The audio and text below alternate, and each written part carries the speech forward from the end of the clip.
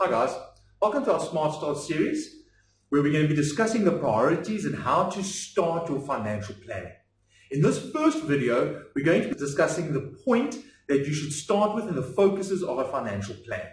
If you haven't gotten anything in place yet, the first thing that you should be considering is your will in place? Even if you have no assets as such to start out with, you probably won't be in this position forever. All of us will eventually accumulate something throughout our lives. Now, a lot of people think, I will get to a will once I have a house or investments or a car or something that will be inherited by my dependents. But the reality of the fact is most people normally never think about getting their will in place once those assets have already been accumulated. It normally only strikes them quite a while afterwards. So get that done first, then it's done. There's no harm in having a will, even if you have a small estate and there's nothing to be inherited by your beneficiaries. So start with your will. The second very, very important thing that you need to consider is getting an emergency account in place. Now, an emergency account is literally what it sounds like. It's enough money to cover any unforeseen expenses, such as medical expenses that are not covered by your medical aid, expenses such as having to replace an important or expensive asset such as a car engine seizing that's not under warranty. And then, of course, there's always needs that pop up if someone passes away, and there's normally a bunch of unforeseen expenses that come with that. So get an emergency account in place. An emergency account should be anything from 3 to 6 months worth of your income, or not necessarily your income, but actually your expenses for a month.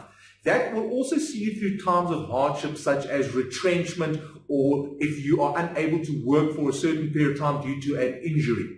That brings me to the third most important financial need for a young individual specifically. And most people, when they start thinking about insurances, the first thing that pops to mind is death. And that is generally not actually where the main focus should be. In my opinion, you need to insure your most important asset. And your most important asset, when you're young and you're starting out and you have a 40-year career ahead of you, is you. You are your most important asset because you are what earns the income, especially in a household if you have dependents. So you have to ensure your ability to bring an income into the home.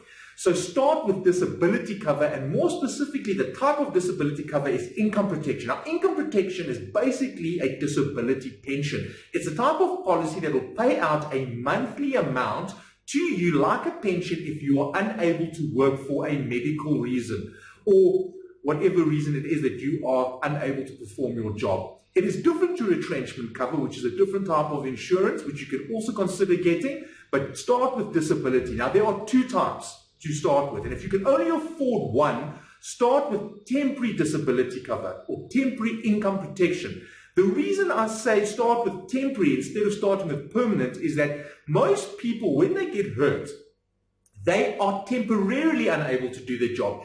More often than not, people will recover from the injuries or from the event that caused them to not be able to perform their job. But if you are for 6 months without an income, you're likely going to run out of sick leave. If you work for yourself, you're in serious trouble because you cannot work if you've got a broken hip or you're recovering from a serious accident. So temporary income protection makes a lot more sense because you're much more likely to claim against a temporary income protection policy or even a sickness policy, which is slightly different, but that will be discussed in our video specifically on temporary income protection.